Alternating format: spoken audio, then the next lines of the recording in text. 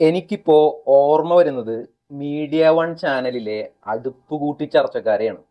അടുപ്പുകൂട്ടി ചർച്ചയിൽ അന്ന് ഒരു പടുവാഴ അണ്ണൻ പറയുന്നുണ്ടായിരുന്നു, അറബ് രാജ്യങ്ങൾ ഒന്ന് എഴുന്നേറ്റ് നിന്ന് മൂത്രമൊഴിച്ചാൽ ഒഴുകി പോകുന്ന രാജ്യമാണ് ഇസ്രായേൽ എന്ന് പറയുന്ന രാജ്യം. എന്നാൽ അണ്ണന്റെ ആഗ്രഹം ഇനി ഒരിക്കലും സാധിക്കാൻ സമീപ ഭാവിയിൽ പോകുന്നില്ല. കാരണം അറബ് ജൂത വിരോധങ്ങൾക്ക് അയവ് വരുവാൻ പോകുന്ന ഒരു പ്രത്യേക തരം കാഴ്ചയാണ് മിഡിൽ ഈസ്റ്റിൽ നിന്ന് ഇറാൻ എന്ന രാജ്യത്തിന്റെ പോക്രിത്തരം കാരണം ഇപ്പോ നമുക്ക് കാണുവാൻ സാധിക്കുന്നത്. അതായത് ഞാൻ എന്താണ് പറയാൻ ഉദ്ദേശിക്കുന്നത് എന്ന് ഈ വീഡിയോ മുഴുവൻ കണ്ടു കഴിയുമ്പോൾ നിങ്ങൾക്ക് ശരിക്കും മനസ്സിലാകും. ഇറാൻ എന്ന് പറഞ്ഞാൽ ഒരു വെടക്ക് രാജ്യമാണ്. എന്താണ് അവരുടെ ഏറ്റവും വലിയ പ്രശ്നം? അവരുടെ ഏറ്റവും വലിയ പ്രശ്നമായി കണക്കാക്കുന്നത് അവരുടെ അസൂയയാണ്. അസൂയ. മിഡിൽ ഈസ്റ്റിൽ ഏറ്റവും കൂടുതൽ എണ്ണ കൈവശം വെച്ചിരിക്കുന്ന ഒരു രാജ്യം ഇന്ന് ഇത്രയും ഗതികെട്ട് കിടക്കുന്നുണ്ടെങ്കിൽ അതിന് ഒരേ ഒരു കാരണമുള്ളൂ. ആ കാരണം അവരവരുടെ ചരിത്രത്തിൽ നടത്തിയിട്ടുള്ള തീവ്രവാദമാണ്.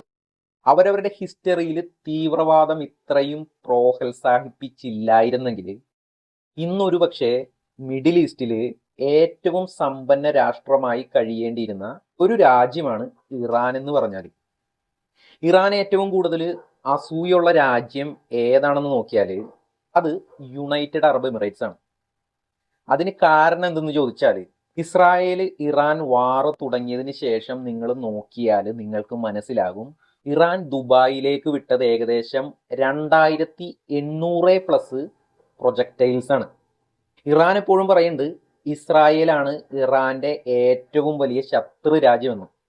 ഇറാൻ ഇങ്ങനെ പറയുന്നുണ്ടെങ്കിലും ഈ യുദ്ധത്തിൽ ഇറാൻ ഇസ്രായേലിലേക്ക് അയച്ച പ്രൊജക്ടൈൽസിനേക്കാൾ വളരെ കൂടുതൽ എണ്ണമാണ് UAE-യിലേക്ക് അയച്ചിട്ടുള്ളത്.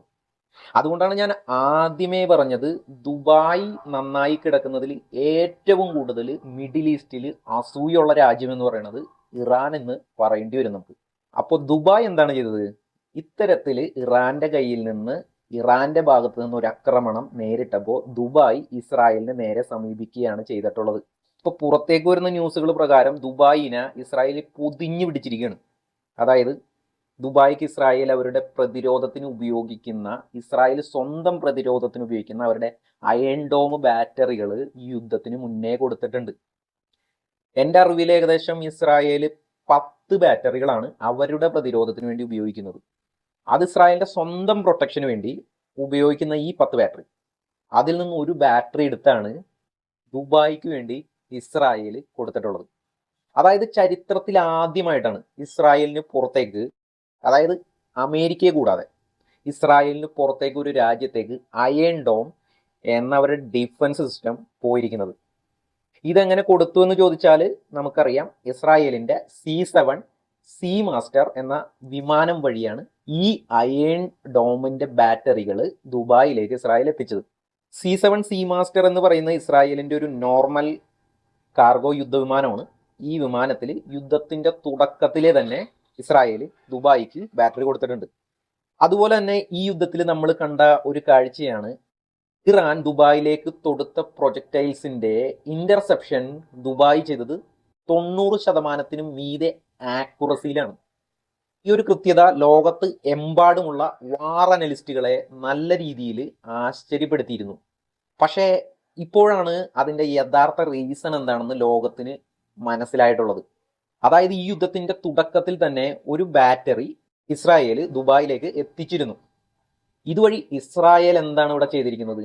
ഇസ്രായേൽ ഇറാന് അതുവഴി അടപടലം മൂഞ്ചിക്കുന്ന തന്ത്രമാണ് പുറത്തെടുത്തിരിക്കുന്നത്. ഇതൊന്നും കൂടാതെ വേറൊരു ഹെൽപ്പ് കൂടെ ദുബായിക്ക് വേണ്ടി ഇസ്രായേൽ ചെയ്തു കൊടുത്തിട്ടുണ്ട്. അതെന്താണെന്ന് ചോദിച്ചാൽ, ദുബായിക്ക് അടുത്ത് കിടക്കുന്ന ഇറാന്റെ ദക്ഷിണ മേഖലയുണ്ട്, ദക്ഷിണ മേഖല. ആ ദക്ഷിണ മേഖലയിൽ ഇറാൻ സ്ഥാപിച്ചു വെച്ചിരുന്ന ലോഞ്ചിങ് പാഡുകളെല്ലാം ഈ യുദ്ധം തുടങ്ങിയ സമയത്ത് തന്നെ ദുബായിക്ക് വേണ്ടിയിട്ട് ഇസ്രായേൽ അടിച്ച് നശിപ്പിച്ചാണ്ട് കളഞ്ഞു. ഒരു അറബ് രാജ്യത്തിന് വേണ്ടി ഇസ്രായേൽ അവരുടെ ഡിഫൻസ് സിസ്റ്റം ഉപയോഗപ്പെടുത്തി എന്നുള്ളിടത്താണ് ഈ യുദ്ധത്തിന്റെ ശരിക്കുള്ള ടേണിംഗ് പോയിന്റ് സംഭവിച്ചിരിക്കുന്നത്. അതുകൂടാതെ നിങ്ങൾ നോക്കിക്കോളൂ, UAE-യും ഇസ്രായേലും തമ്മിൽ അബ്രഹാം അക്കോർഡിലൂടെ ബന്ധം സ്ഥാപിച്ചിട്ടുണ്ട്. ഇസ്രായേലും യു എയും തമ്മിൽ ശക്തമായ ബന്ധമാണ് ഡിപ്ലോമാറ്റിക്കലി ഇപ്പം ഉണ്ടായേക്കുന്നത്. അതായത് ഇസ്രായേലും ദുബായിലും തമ്മിലുള്ള ബന്ധം ഈ യുദ്ധത്തോടു കൂടെ കൂടുതൽ ഇപ്പോൾ ഊഷ്മളമായിട്ടുണ്ട്. ഇതിനൊരു പെർഫെക്റ്റ് എക്സാമ്പിൾ ആണ് ഗാസയിൽ ഇസ്രായേൽ നൽകുന്ന ഫുഡ് ഡെലിവറി. അതായത് ഗാസയിൽ ഫുഡ് സപ്ലൈ ചെയ്യുവാനായിട്ട് ഇസ്രായേൽ അനുവദിച്ചിട്ടുള്ള ഒരു പ്രധാന ടീമാണ് ദുബായിൽ നിന്നുള്ള ടീം. അതുപോലെ തന്നെ എടുത്തു പറയേണ്ട ഒരു കാര്യം സുഹൃത്തുക്കളെ, അയൺ ഡോം ബാറ്ററി മാത്രം ദുബായിക്ക് അങ്ങോട്ട് കൊടുത്തു വിടുകയല്ല ഇസ്രായേൽ ഈ യുദ്ധസമയത്ത് ചെയ്തിട്ടുള്ളത്. ഇസ്രായേലിൽ നിന്ന് ഡസൺ കണക്കിന് അവരുടെ IDFന്റെ എക്സ്പെർട്ടീസ് ആയിട്ടുള്ള ഉദ്യോഗസ്ഥർ ദുബായിലേക്ക് പോയി അവിടെ ഇരുന്നാണ് ഇറാന്റെ മിസൈലുകളുടെ ഇന്റർസെപ്ഷൻ മുഴുവൻ നടത്തിയിരിക്കുന്നത്. ശരിക്കും പറഞ്ഞു കഴിഞ്ഞാൽ ഇസ്രായേൽ അറബ് രാജ്യങ്ങൾ തമ്മിൽ അടുക്കുന്നു എന്നുള്ളത് അറബ് ജൂത ഹിസ്റ്ററിയിൽ മലീമസമായ ചരിത്രം ഉണ്ടല്ലോ, അതിൽ ഒരു വലിയ വെള്ളിവെളിച്ചമായി ഇപ്പോൾ മാറിക്കൊണ്ടിരിക്കുകയാണ്. എൻ്റെ പേഴ്സണൽ ഒപ്പീനിയനിൽ ഈ യുദ്ധം നടന്നത് എന്തുകൊണ്ടും ഇസ്രായേലിനും അറബി രാഷ്ട്രങ്ങൾക്കും എന്തുകൊണ്ടും നന്നായിട്ടുണ്ട്. കാരണം പരസ്പരം മനസ്സിലാക്കാനും പരസ്പരമുള്ള വൈരാഗ്യങ്ങൾ മാറാനെല്ലാം ഇറാൻ നല്ല രീതിയിൽ ഇസ്രായേലികളെയും അറബികളെയും സഹായിച്ചിട്ടുണ്ട്.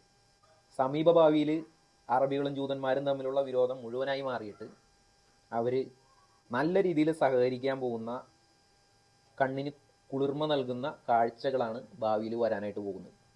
അപ്പോൾ ഗൈസ്, എന്തായാലും വീഡിയോ ഞാൻ ഇവിടെ വൈൻഡപ്പ് ചെയ്യണം. നിങ്ങൾ ഈ ചാനൽ ഇതുവരെ സബ്സ്ക്രൈബ് ചെയ്തിട്ടില്ലെങ്കിൽ ചാനൽ സബ്സ്ക്രൈബ് ചെയ്യാനായിട്ട് മറക്കരുത്. അപ്പോൾ നമുക്ക് പുതിയൊരു വീഡിയോ ആയിട്ട് വീണ്ടും കാണുന്നവരെ സൈനിങ് ഓഫ് സാംസി സോജൻ.